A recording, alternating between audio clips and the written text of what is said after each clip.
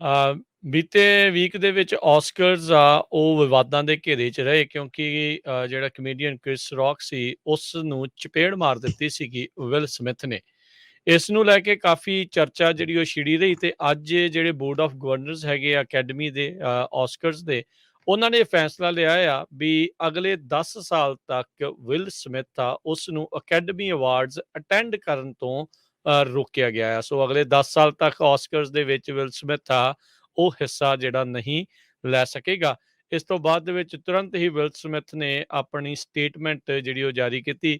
ਉਹਨਾਂ ਨੇ ਉਸਨੇ ਕਿਹਾ ਵੀ ਉਹ ਅਸੈਪਟ ਕਰਦਾ ਆ ਤੇ ਇੱਜ਼ਤ ਕਰਦਾ ਆ ਅਕੈਡਮੀ ਦੇ ਇਸ ਡਿਸੀਜਨ ਦੀ।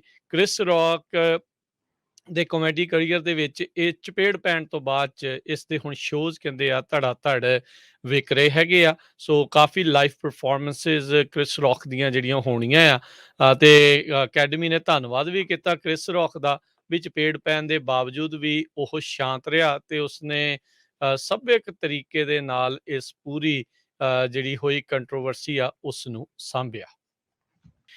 ਅ, ਬੀਤੇ ਵੀਕ ਦੇ ਵਿੱਚ ਆਸਕਰਸ ਉਹ ਵਿਵਾਦਾਂ ਦੇ ਘੇਰੇ 'ਚ ਰਹੇ ਕਿਉਂਕਿ ਜਿਹੜਾ ਕਮੇਡੀਅਨ ਕ੍ਰਿਸ ਰੌਕ ਸੀ, ਉਸ ਨੂੰ ਚਪੇੜ ਮਾਰ ਦਿੱਤੀ ਸੀਗੀ ਵਿਲ ਸਮਿਥ ਨੇ।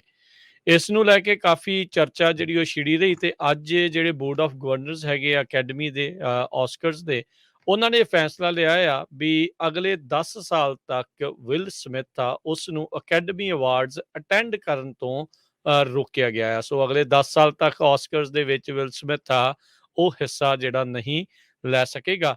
ਇਸ ਤੋਂ ਬਾਅਦ ਦੇ ਵਿੱਚ ਤੁਰੰਤ ਹੀ ਵਿਲ ਸਮਿਥ ਨੇ ਆਪਣੀ ਸਟੇਟਮੈਂਟ ਜਿਹੜੀ ਉਹ ਜਾਰੀ ਕੀਤੀ।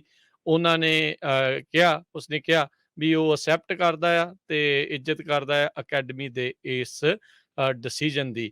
ਕ੍ਰਿਸ ਰੌਕ ਦੇ ਕਾਮੇਡੀ ਕਰੀਅਰ ਦੇ ਵਿੱਚ ਇਹ ਚਪੇੜ ਪੈਣ ਤੋਂ ਬਾਅਦ 'ਚ ਇਸ ਦੇ ਹੁਣ ਸ਼ੋਜ਼ ਕਹਿੰਦੇ ਆ ਧੜਾ ਧੜ ਵਿਕ ਰਹੇ ਹੈਗੇ ਆ। ਸੋ ਕਾਫੀ ਲਾਈਵ ਪਰਫਾਰਮੈਂਸਿਸ ਕ੍ਰਿਸ ਰੌਕ ਦੀਆਂ ਜਿਹੜੀਆਂ ਹੋਣੀਆਂ ਆ ਤੇ ਅਕੈਡਮੀ ਨੇ ਧੰਨਵਾਦ ਵੀ ਕੀਤਾ ਕ੍ਰਿਸ ਰੌਕ ਦਾ ਵੀ ਚਪੇੜ ਪੈਣ ਦੇ ਬਾਵਜੂਦ ਵੀ ਉਹ ਸ਼ਾਂਤ ਰਿਹਾ ਤੇ ਉਸਨੇ ਸੱਭਿਅਕ ਤਰੀਕੇ ਦੇ ਨਾਲ ਇਸ ਪੂਰੀ ਜਿਹੜੀ ਹੋਈ ਕੰਟਰੋਵਰਸੀ ਆ ਉਸ ਨੂੰ ਸਾਂਭਿਆ। ਅ, ਬੀਤੇ ਵੀਕ ਦੇ ਵਿੱਚ ਆਸਕਰਸ ਉਹ ਵਿਵਾਦਾਂ ਦੇ ਘੇਰੇ 'ਚ ਰਹੇ ਕਿਉਂਕਿ ਜਿਹੜਾ ਕਮੇਡੀਅਨ ਕ੍ਰਿਸ ਰੌਕ ਸੀ, ਉਸ ਨੂੰ ਚਪੇੜ ਮਾਰ ਦਿੱਤੀ ਸੀਗੀ ਵਿਲ ਸਮਿਥ ਨੇ।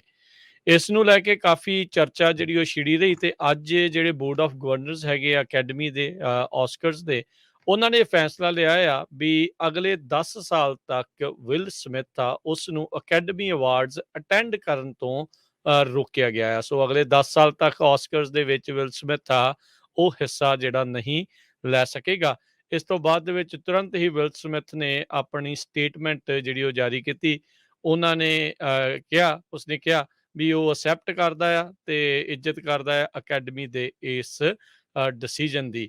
ਕ੍ਰਿਸ ਰੌਕ ਦੇ ਕਾਮੇਡੀ ਕਰੀਅਰ ਦੇ ਵਿੱਚ ਇਹ ਚਪੇੜ ਪੈਣ ਤੋਂ ਬਾਅਦ 'ਚ ਇਸ ਦੇ ਹੁਣ ਸ਼ੋਜ਼ ਕਹਿੰਦੇ ਆ ਧੜਾ ਧੜ ਵਿਕ ਰਹੇ ਹੈਗੇ ਆ। ਸੋ ਕਾਫੀ ਲਾਈਵ ਪਰਫਾਰਮੈਂਸਿਸ ਕ੍ਰਿਸ ਰੌਕ ਦੀਆਂ ਜਿਹੜੀਆਂ ਹੋਣੀਆਂ ਆ ਤੇ ਅਕੈਡਮੀ ਨੇ ਧੰਨਵਾਦ ਵੀ ਕੀਤਾ ਕ੍ਰਿਸ ਰੌਕ ਦਾ ਵੀ ਚਪੇੜ ਪੈਣ ਦੇ ਬਾਵਜੂਦ ਵੀ ਉਹ ਸ਼ਾਂਤ ਰਿਹਾ ਤੇ ਉਸਨੇ ਸੱਭਿਅਕ ਤਰੀਕੇ ਦੇ ਨਾਲ ਇਸ ਪੂਰੀ ਜਿਹੜੀ ਹੋਈ ਕੰਟਰੋਵਰਸੀ ਆ ਉਸ ਨੂੰ ਸਾਂਭਿਆ। ਅ, ਬੀਤੇ ਵੀਕ ਦੇ ਵਿੱਚ ਆਸਕਰਸ ਉਹ ਵਿਵਾਦਾਂ ਦੇ ਘੇਰੇ 'ਚ ਰਹੇ ਕਿਉਂਕਿ ਜਿਹੜਾ ਕਮੇਡੀਅਨ ਕ੍ਰਿਸ ਰੌਕ ਸੀ, ਉਸ ਨੂੰ ਚਪੇੜ ਮਾਰ ਦਿੱਤੀ ਸੀਗੀ ਵਿਲ ਸਮਿਥ ਨੇ। ਇਸ ਨੂੰ ਲੈ ਕੇ ਕਾਫੀ ਚਰਚਾ ਜਿਹੜੀ ਉਹ ਛਿੜੀ ਰਹੀ ਤੇ ਅੱਜ ਜਿਹੜੇ ਬੋਰਡ ਆਫ ਗਵਰਨਰਸ ਹੈਗੇ ਆ ਅਕੈਡਮੀ ਦੇ ਆਸਕਰਸ ਦੇ, ਉਹਨਾਂ ਨੇ ਫੈਸਲਾ ਲਿਆ ਆ ਵੀ ਅਗਲੇ 10 ਸਾਲ ਤੱਕ ਵਿਲ ਸਮਿਥ ਆ ਉਸ ਨੂੰ ਅਕੈਡਮੀ ਅਵਾਰਡਸ ਅਟੈਂਡ ਕਰਨ ਤੋਂ ਰੋਕਿਆ ਗਿਆ ਆ। ਸੋ ਅਗਲੇ 10 ਸਾਲ ਤੱਕ ਆਸਕਰਸ ਦੇ ਵਿੱਚ ਵਿਲ ਸਮਿਥ ਆ ਉਹ ਹਿੱਸਾ ਜਿਹੜਾ ਨਹੀਂ ਲੈ ਸਕੇਗਾ। ਇਸ ਤੋਂ ਬਾਅਦ ਦੇ ਵਿੱਚ ਤੁਰੰਤ ਹੀ ਵਿਲ ਸਮਿਥ ਨੇ ਆਪਣੀ ਸਟੇਟਮੈਂਟ ਜਿਹੜੀ ਉਹ ਜਾਰੀ ਕੀਤੀ। ਉਹਨਾਂ ਨੇ ਉਸਨੇ ਕਿਹਾ ਵੀ ਉਹ ਅਸੈਪਟ ਕਰਦਾ ਆ ਤੇ ਇੱਜ਼ਤ ਕਰਦਾ ਆ ਅਕੈਡਮੀ ਦੇ ਇਸ ਡਿਸੀਜਨ ਦੀ।